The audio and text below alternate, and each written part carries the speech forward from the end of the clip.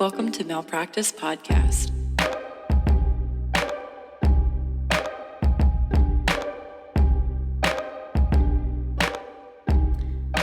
So, are you ready to get started? Yes, I am. I'm Sydney. And I'm Jess. And this is Malpractice Podcast. It is. In the afternoon. Malpractice in the afternoon. Not really the evening, but the afternoon. It's a vibe. How are you? How are things? Good. What are you up to these days? You know, just surviving, thriving. Surviving and thriving a little bit. Pregnant. Speaking of pregnant, can we talk about this DM that we got today? Let's talk about Melinda. Okay, this is the nicest DM that we've got in a long time. I'm just going to call her Melinda because I won't say her last name for whatever privacy reasons, but I'm just going to read her DM. Is that weird? Yeah. Okay. Well, She said, is it weird? is it? Should we just summarize it? I don't know. I just wanted to give her a shout out because we got a really nice DM from Melinda who said she's a longtime Mal pal, first time writer. She said, I wanted to tell you guys that you are amazing and so funny. This feels like we're just really full of ourselves. Yeah. Let's summarize it instead. She likes when we say red flags, and there's a lot of them in the story we're about to tell. Yeah. She is also a nurse practitioner in Indianapolis. Pew, pew, pew, pew, pew. Yeah, she wrote, like, how do I write the pew, sounds? pew, pew, pew, the laser sounds? It was so I'm cute. like, that's how. Perfect. Honestly, perfectly done, Melinda. I just wanted to say thank you. And also, when you put out, like, creative content, it's really nice to hear sometimes that someone is enjoying it. And then you hear that person is like a nurse practitioner from Indianapolis. And I texted Jess and I was like, what is our life? Yeah, I think, like, we always really appreciate, we've talked about people's messages, Mhm. people messaging us before, and, like, we appreciate it. Like, we read them all. Sydney texted me, like, did you see Yeah. the message? And I think, like, Melinda, you probably just wrote that because you had some time, but we'll keep that forever. Yeah. Screenshots are saved. So thank you so much. Yeah. And I agree. It feels kind of like, oh, you're really out there. Right. People are really listening. People in Indianapolis are listening to our stuff, and that's cool because, you know, sometimes it's easy to put stuff out and feel like you're just talking to yourself. So thank you. Which I'm also okay with. I'm also fine with just having a conversation, just the two of us, but I do, you know, it's nice. Just the two of us. We are gonna get sued. Just the two of us. We'll cut it. It's fine. Well, yeah, we'll cut everything. So shout out to you, Melinda. You're Shout the best. out, girl. Simply the best. This weekend I went to LA. Yeah, Sydney had a cool weekend. Yeah, I went to Universal Studios for the first time. It was really cool. I've never been. They have a Harry Potter world that blew my mind. Yeah. Like, as an avid Harry Potter fan, they have recreated Hogsmeade, and they have a Hogwarts castle up on the hill, and you could, like, go in and do a ride. That's so cool. Changed my life. Yeah. It was so cool. Yeah. It was very cool. I want to go. It was so fun. I highly recommend a trip out to Universal. I never go anywhere. That's not true. kidding, You're I always do. on a trip. Just kidding. No, that's really It was cool, super though. cool. I think it was cool to see your posts and stuff. Yeah, they opened while we were there. They opened a Super Nintendo world. Eric and I play a lot of, like, Mario Kart together as Oh, do you? as an extracurricular activity. Yeah, it's like when we get tired of watching TV or we're, like, out of shows or whatever, or we just want to compete against each other, I guess, we'll play Mario Kart. Okay. And the new ride at Super Mario World is Mario Kart based. So it was fun. That's cool. Yeah, you had a good weekend. Yeah, it was a really good time. It was fun, yeah. And it was like a surprise trip or last minute or... It was very last minute, yeah. I love that energy for you. It was super fun. Yeah, we just, in the last, like, couple weeks, decided to go somewhere. Yeah, that's good. It was It's good cool. to do that. Yeah. What else? What's new with you? Oh, nothing. Oh, sick. Oh, Corey did drag me to the ground. While we were FaceTiming. Corey's my dog. Yeah. While we were chit-chatting. So that was cool of And her. so Jess's wife Michelle. Am I allowed to say that Michelle wants to give her away now?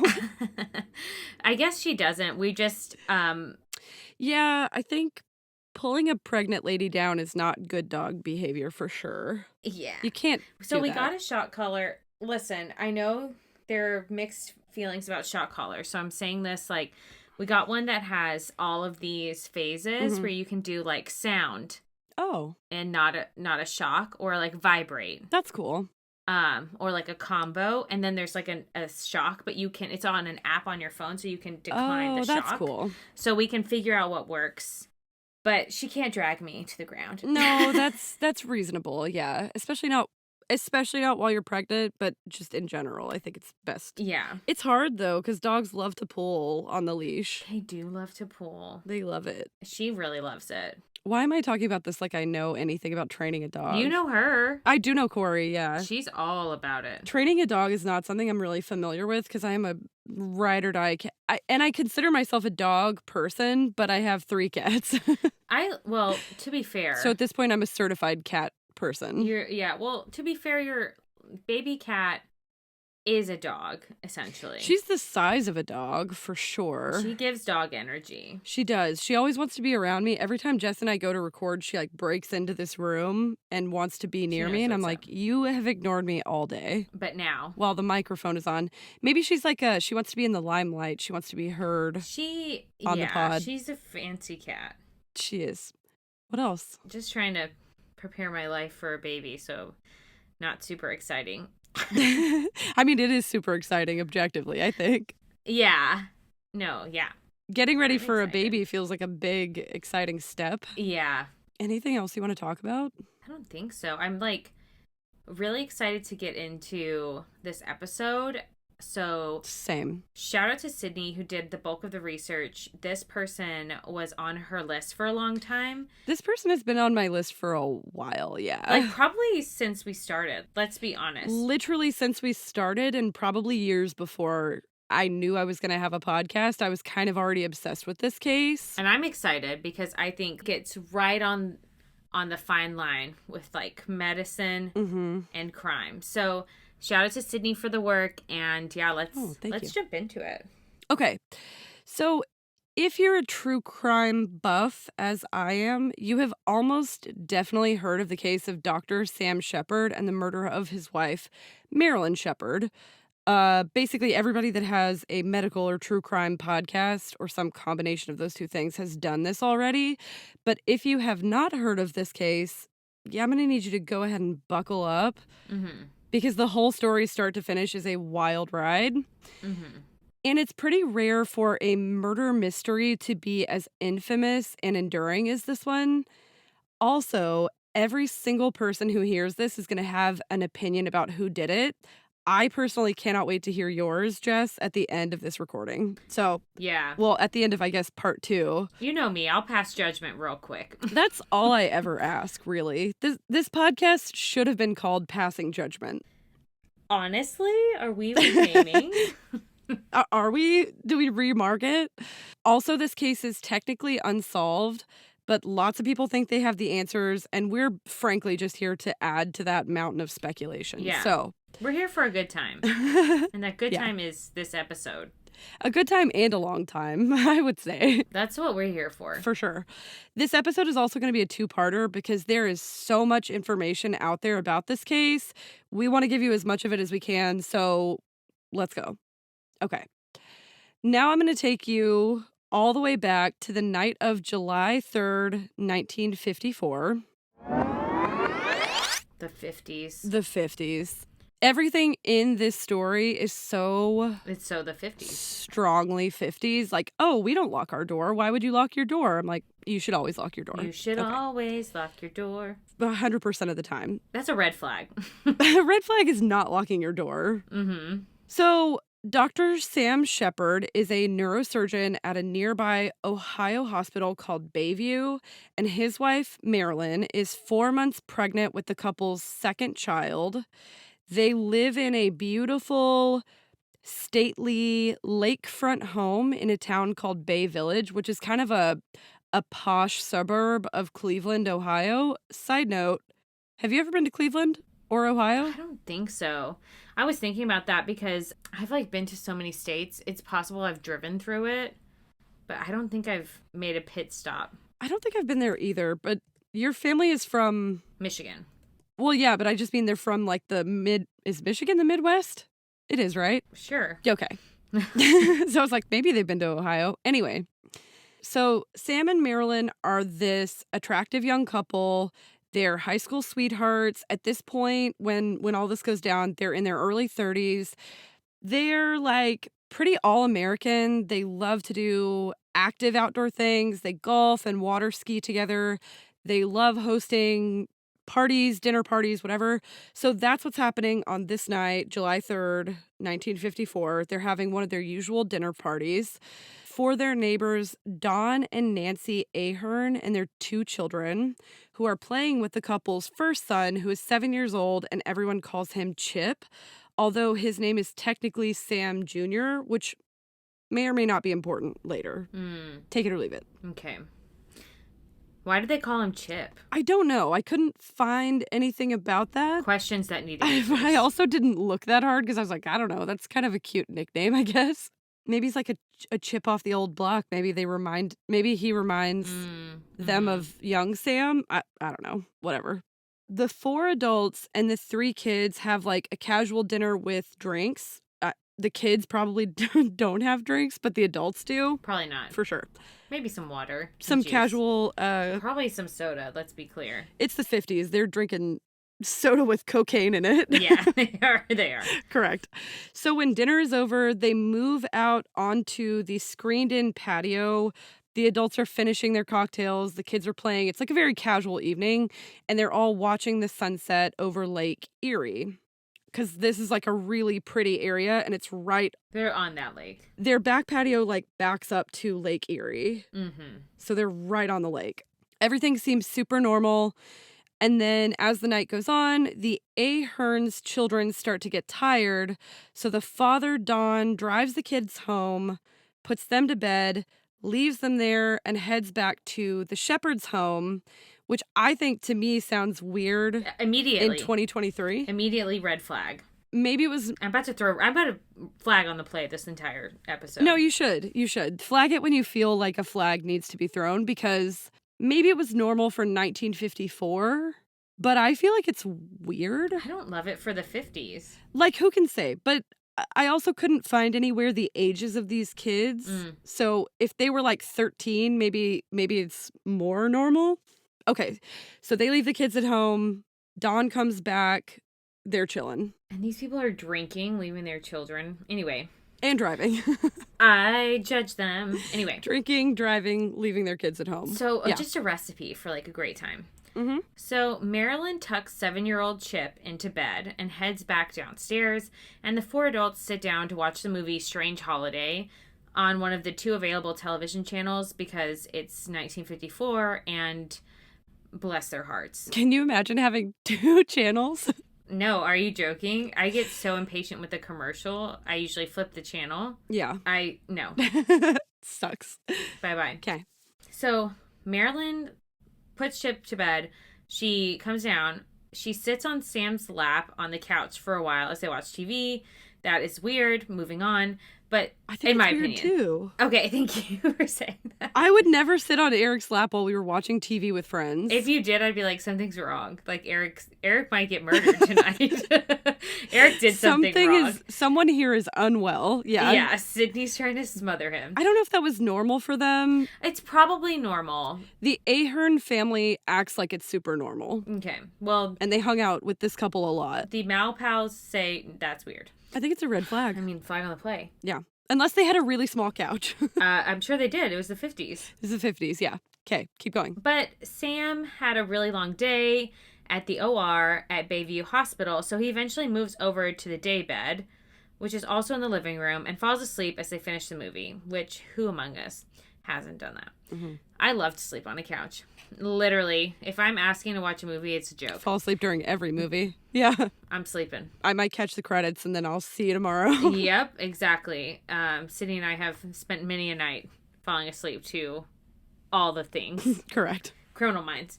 Marilyn presumably decides that since Sam has already had like a really long day, she'll let him continue sleeping on the daybed, and she walks the Aherns out at around midnight and heads upstairs to bed herself. If you believe Sam's story, then the next thing he knows, he's woken up during the early hours of the following morning, around 5 a.m., by his wife screaming his name. And the if you believe his story is the biggest if of the entire case. Because basically the next thing that anyone hears from the Sheppard family is at 5:40 a.m. the following morning, the mayor of the suburb town where the Sheppards live is awoken by a call from Dr. Sheppard. When the mayor, Spencer Huck, picks up the phone, he hears Sam's voice on the other end saying, quote, "My God, Spence, get over here quick. I think they have killed Marilyn." And I, like a lot of people who have researched this case, would honestly really like to hear the recording of that phone call. Yeah. Because number one, I feel like acting is really hard and people seem to get it wrong on these calls. After they find their loved one's body, they do a really bad job sometimes. Like, you remember the staircase? Yes. The 911 calls from the staircase, if you believe that he killed his wife, it sounds like total bullshit. It sounds like he's a bad actor. If you believe that he didn't kill his wife, then they sound panicked and scared and he's like in shock, right? He's frantic because his wife has just fallen down the stairs. I feel like that's the vibe that you would get if you could hear a recording of this call. Yeah. So the mayor and his wife, Esther, quickly get dressed and drive the short distance to the Sheppard home. I think it was like 3 houses down. Why are they driving? Just get out and Walk or run. So maybe they thought it would be faster. I don't know. They get dressed. They drive to the Sheppard home. Guaranteed it's not. It's confusing. When they get there, they find Sam Sheppard shirtless in his den, leaning back in his swivel chair and like holding his neck like he's in pain. Spencer and Esther, which are probably the most 50s couple's name I've ever heard. Esther, in modern days you would never meet an Esther, I don't think. Is it pronounced just Esther? Esther. But it's probably Esther. Like that? Why am I pronouncing the TH so hard? Whatever. So they're like, "Yo, Sam, what happened?" And he tells them this sort of coherent story, which is also almost exactly what he repeats back to the police later. He says he woke up on the daybed, hearing his wife screaming his name upstairs. He runs up the dimly lit stairs to their bedroom where he sees an intruder dressed in all white, standing next to his wife's bed. He runs up and grapples with the intruder and somehow gets hit on the back of the head and knocked unconscious. When he comes to, he checks Marilyn's pulse, which... Okay, yes. He touches her, checks her pulse, touches her, determines that she has been killed, she's dead. And then he runs to Chip's room where Chip is sleeping completely unharmed and also not awoken by whatever's going on. By any scuffle. Right. So he was downstairs, the yelling woke Sam up. Chip's bedroom was next to Marilyn's bedroom, and it did not wake Chip up. Slept through the whole thing. Correct. Yeah. Okay. Just so you have the full details. It's just laying that foundation. Right. And sprinkling that doubt. Just sprinkle. So after realizing that his son is okay, he says that he runs downstairs again. Always up and down the stairs, this guy. Where he sees the same person still, all in white, running out the back door onto the screen patio that faces Lake Erie. Sheppard then says that he chased the intruder out onto the beach where he caught the person and they fought again. And then, please hear the sarcasm in my voice because I don't believe him. Okay. And then he lunged towards the alleged killer. Something happened and he lost consciousness again. He says he woke up when the sun started to rise. Now he's wet because he's half in the lake and missing his shirt. And his watch. Why would you take someone's shirt? That's a question that we never get a good answer to. Whatever. His shirt is gone. Okay. They don't know where it went. The watch makes sense. The shirt, okay. And he runs back into the house to call the mayor. That's what he says. Right. Also, It is odd to me. Yeah, just list the things. That his first call was to the mayor of the town. That's not odd. That is alarming. So I did look into it, and the first 911 calls weren't available until February of 1968. Mm-hmm. He says that the mayor, who is their friend, was the first number that he could remember. Mm-hmm. And I wonder if maybe he thought that by calling the mayor, he could get police there faster. But it comes up in the trial, like, basically you just delayed her body being found by police like an hour because you called the mayor, and then the mayor came over. And then the police were alerted? Yes. Why would you do that? It's also odd that Sam is, like, sitting in the chair. They have a conversation about what happened. And then the mayor and his wife are the first people to discover Marilyn's body, and then they call the cops. Yeah, he doesn't call the cops. It reminds me a lot of, the John Benet Ramsey case? Yes. The parents call the neighbors in to find the body. Like, they needed someone else to be the person that tells the police about it, which I feel like you could read in several different ways. Either it's the fact that it's like the person you love most in the world who has been brutally murdered and you simply cannot deal with it, or you're guilty and you can't handle what you've done after the fact. Guilty. Okay. Just something to think about. So when they finally do get the cops there, it's around 6:02 in the morning. And the first officer on the scene is Bay Village police officer Fred Drinkan. That's great for me. Drinkan. Yeah. Okay. Sam gives his story again to the officer, including a new detail about the intruder having bushy hair, but saying that nothing else about the person was really identifiable. He claimed that his inability to be more specific was probably because he'd been knocked unconscious 2 times. Right. In some scuffling situation. Yeah, I mean, in my professional opinion, as a doctor, being knocked unconscious twice isn't great for your brain.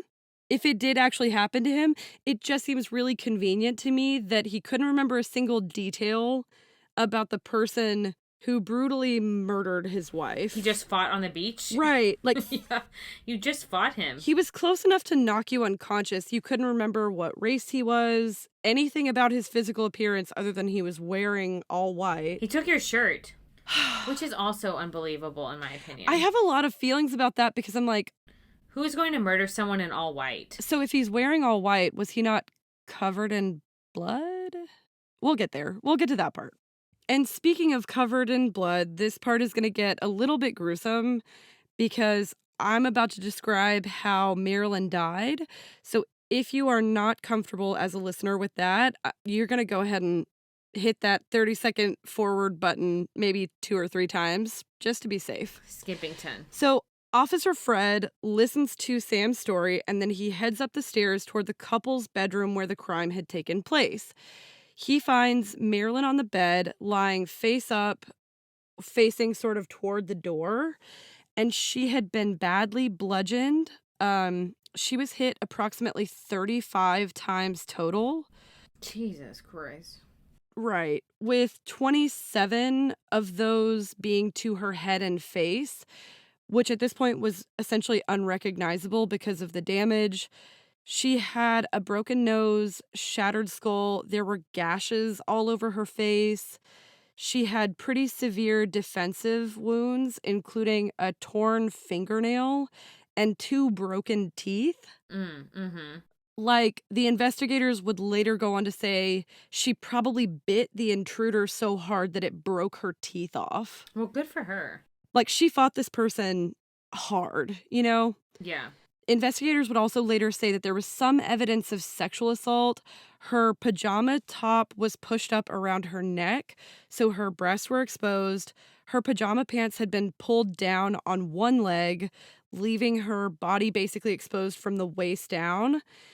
Other than that, there were no other signs of assault or rape, and her body was angled in a really weird way so that her lower half was pulled beneath a wooden bar at the foot of the bed. Like, you have a headboard and then you have a kind of a footboard, but there's a gap between the footboard and the mattress, right? Yeah. So she was like pulled down below that. Yeah. That's so weird. It's very weird. So in no way trying to like minimize what happened to her, she fought her attacker really hard, and the police don't actually think that she was sexually assaulted because although there were like handprints in blood where someone had grabbed her legs and dragged her to the foot of the bed, but that weird bar thing would have prevented anybody from being physically able to assault her. Got it. Because it's like in the way, if that makes sense. Yeah. Yeah. That does make sense. Okay. An autopsy would later determine her time of death occurred at, quote, about 4:30 a.m. The autopsy also showed Marilyn to have been pregnant with a 4-month-old male fetus. The whole thing is like terrible, sad, horrible. And the websites where you find information about this are not shy about showing the crime scene photos. So Google with caution. Yeah, for sure. It is stuck in my head forever and I don't want it there. Yeah, I wouldn't want it there. Mm-hmm. After not securing the room where the crime actually occurred, because again, it's the 50s, and if I've said it before, I'll say it again. I can't always trust these officers. Not in the 50s. Sometimes they surprise us, and sometimes they don't, and this time they do not. Mm-hmm. Because we're surprised by the good work. Anyway, I will get off that little soapbox. It's a soapbox I'm comfortable with. Oh, yeah, same. I love that soapbox. So at my bedside. Officer Fred goes back to investigate the rest of the house, which appeared to have been kind of like neatly ransacked. Yeah. He assumed it was possibly either a robbery or at least a staged robbery because drawers were pulled out and searched, but nothing actually appeared to be missing. Mm-hmm. Not many valuables seemed to have been taken from the home, but a bowling trophy was scratched and broken. And Sam's medical bag had been dumped on the floor in the hallway. Just like really weird stuff that Yeah, it's just odd. Like, wouldn't have happened probably. why would a robber dump out his medical bag unless I guess they were looking for drugs? Right. That's the only thing I can think of. Same. And they found all of the missing belongings from the home in a green duffel bag that had been thrown into the bushes outside the family's home. So at minimum, it's a terrible robber and just awful at the craft. Right. Just terrible. At the craft. I love that.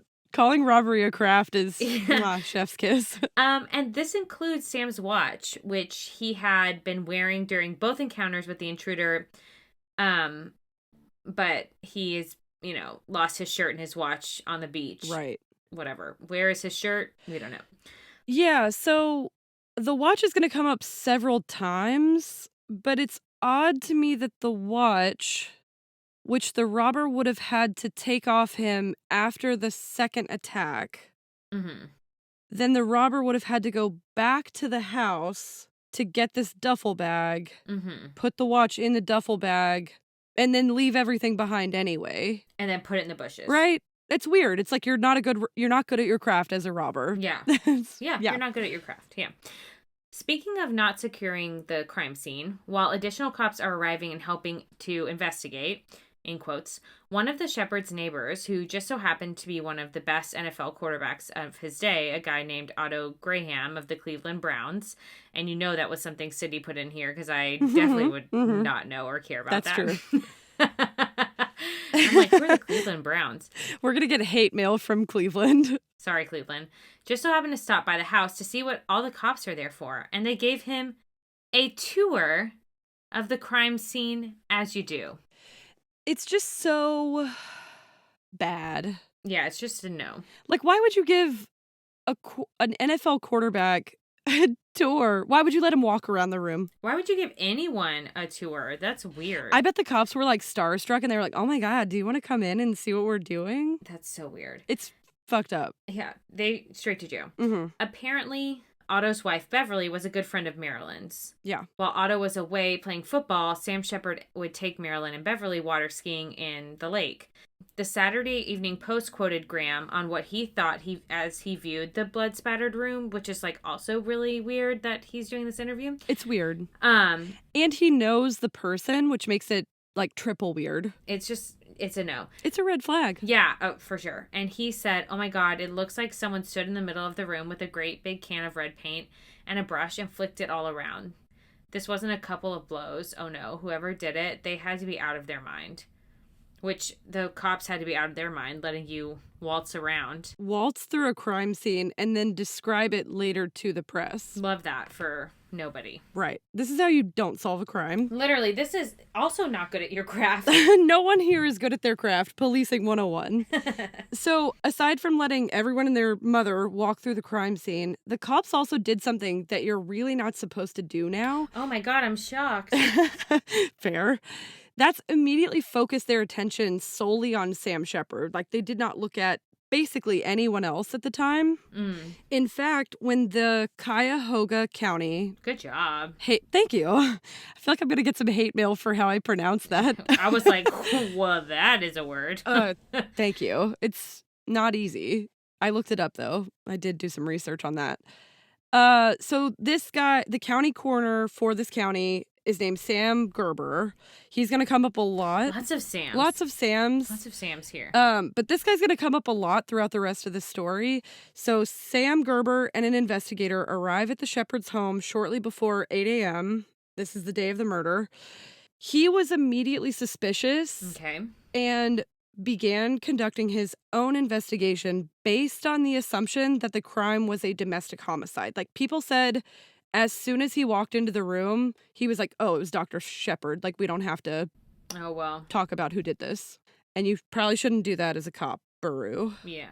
But is he? No, he's a coroner. Okay. He's a coroner, which I think at this time was an elected official position. Oh, that's But not I think good. you, like, work closely with the cops. Yeah, that's a whole separate conversation. This is all a mess. Okay, great. It's a mess. Yeah, the whole thing is a mess. And as a result of him basically immediately believing that it was Dr. Sheppard, he devoted less effort to recovering other people's fingerprints, blood evidence, basically any forensic evidence that might have been expected in a more neutral investigation. There's like a strong bias against Sam Sheppard from the beginning. I agree to the bias. I don't...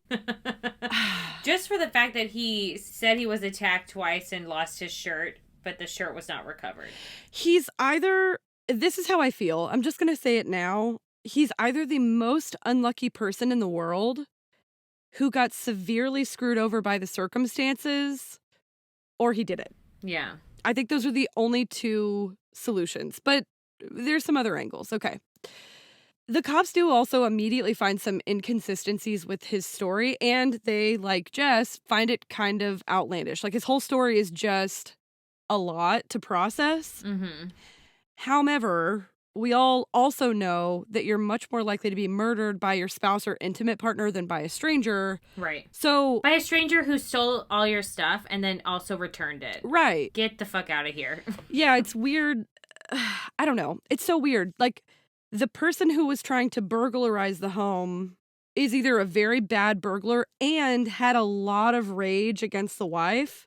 Because that comes up in the trial. Like, why would a burglar commit a murder with this much overkill? Yeah. No, why? Like, hitting somebody 35 times is a lot of times to hit them. And why didn't anyone wake up? Yeah. Why did none of the neighbors wake up? Why was Sam the only person in the house who woke up? And also, he didn't wake up at the murder. He woke up because his wife is calling for him. Yeah. At the end of her life. So she wasn't yelling before. Yeah. And I guess if you believe that somebody woke her in her sleep and started attacking her, then maybe it makes sense because she's screaming out as she's being attacked. But I think to hit somebody 30 times would take a lot of time. Correct. Yeah, I agree. Like, I'm just imagining, like, right, how much time that would be and how much she would have been making noise if she was, like, defensively, like, had all those defensive wounds. Yeah, 100%. Like, she bit someone so hard she broke her incisors off. Like, this was a struggle. And I just thought about the fact that if he's sleeping downstairs, the burglar would presumably have to walk past him. I don't know the exact layout of the house, but if they came in through anything in the basement or first floor, they would have probably had to walk past him. Yeah. And they ignored him. Which is weird. The probably more sizable threat. Yes, he was like a very strong-looking, athletic man. And they go and murder... Well, first they dump his bag on the floor. Who doesn't wake up to that? I'd wake up. I'm a light sleeper. I would wake up to probably any of this. Yeah. I like to think. Someone breaking in my house, I'd be like, wait a minute. Right. Yeah. Yeah, it's like weird to ignore him sleeping downstairs and go upstairs and like not deal with him as a threat. Because you know that if he wakes up, he's going to fight you, right? Yeah. But then I think about for the Golden State Killer, that was like part of his MO. Like he wanted the husband to be there. I don't know. It's weird. We can get into that more.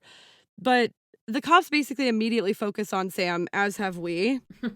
Now, in more modern times, I think you would try to look at it from all angles.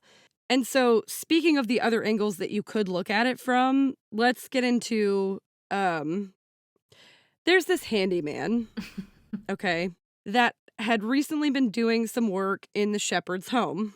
At the time of the murder, he was 25 years old. His name is Richard Eberling, and he owned a small company called Dick's Window Cleaning. Okay. Marilyn and Sam were among his clients. He had very recently been in their home doing like window cleaning work, right? He tells people later that he was particularly fond of Marilyn. He talks about how beautiful and, quote, immaculate she was. He talks about like the teeny tiny shorts she wore around the house. This is also the 50s. He was very into Marilyn. Let's just say that. Men thought that was the appropriate way to discuss women. That's also true. He says some really creepy shit later on. Oh. But he tells the investigators about this time when she made him brownies and the way that they don't interview him at all, like after the murder. This is like way, way, way down the road. He tells investigators some pretty creepy shit about Marilyn, but the whole brownie thing at face value is fairly innocent. But Eberling was later arrested for grand larceny, insurance fraud, burglary, and eventually the murder of an older woman that he had been caretaking for. And when they searched his home, they found an expensive cocktail ring that had belonged to Marilyn inside his dresser. And he said all that creepy ass shit about Marilyn and then also like women in general when he was being interviewed. Yeah, he sounds like a suspect. Like he's sus. We could talk about it more if you want. He's sus as fuck. The cops, like during the time of Sam's trial, they say there was no forced entry.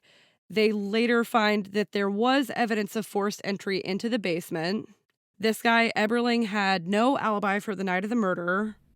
He had a known history of weird behavior toward women. And then later on, police sketches from two people in the neighborhood at the time that are eyewitnesses see this guy leaving that they describe as being very similar to Eberling on the morning of the murder. Okay. But the coroner, Sam Gerber, basically told the police to drop Okay. Well, Eberling as a suspect and focus on Sam Sheppard. No. I don't know that I'm 100% convinced by that. Yeah. But he's suspect for sure. He should have been a suspect from the jump. Okay. So he also did it, in my opinion. Maybe they were in it together. That's terrible to say. Maybe they were in it to win it. Literally. At the time, though, no one's looking into him, right? Their attention is focused on Sam. The coroner is like, look at Sam.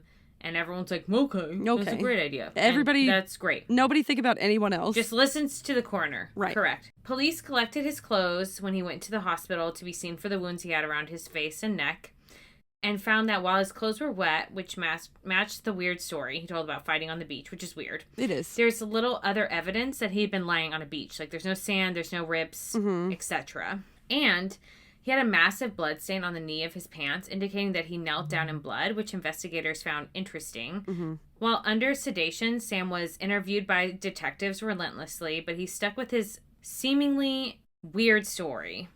Right? And I also don't think you should interview people under sedation, but here we are. No, you definitely shouldn't. And they did without a lawyer present. So that's weird. Well, that's the police for you. When Detective Robert...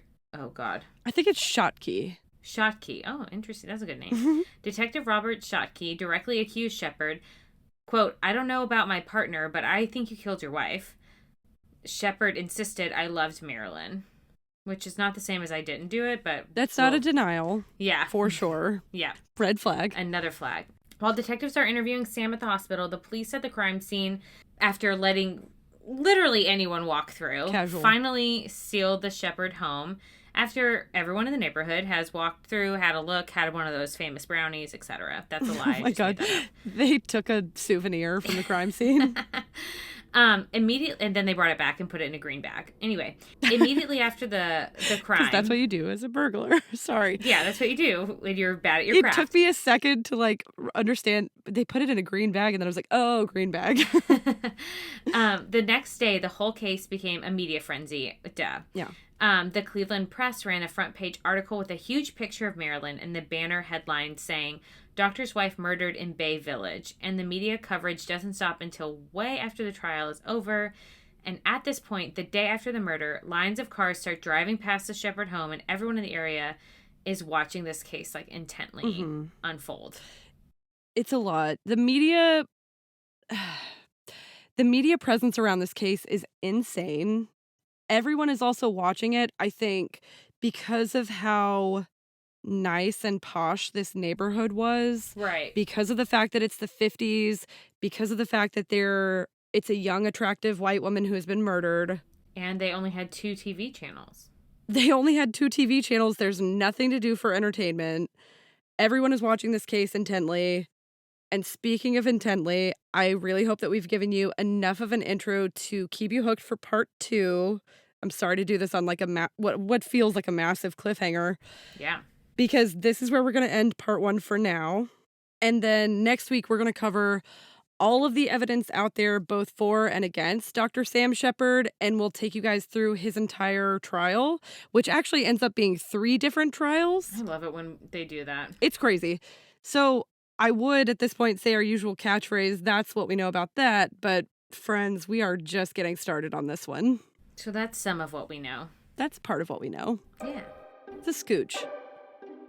So thank you for listening to this episode, and next week will be part 2. If you have a recommendation, hit us up, malpracticepodcast@gmail.com, or a DM, like our bestie, Melinda, on Instagram, Malpractice Podcast. If you get a chance, you can rate or review us wherever you like to listen to your podcast. As evidenced by our discussion about Melinda earlier, we love to hear your feedback. Thanks again for listening. We hope you enjoyed this, and we'll see you next week for the conclusion of this case. And don't forget, malpractice makes perfect. Why am I so slow? Bye.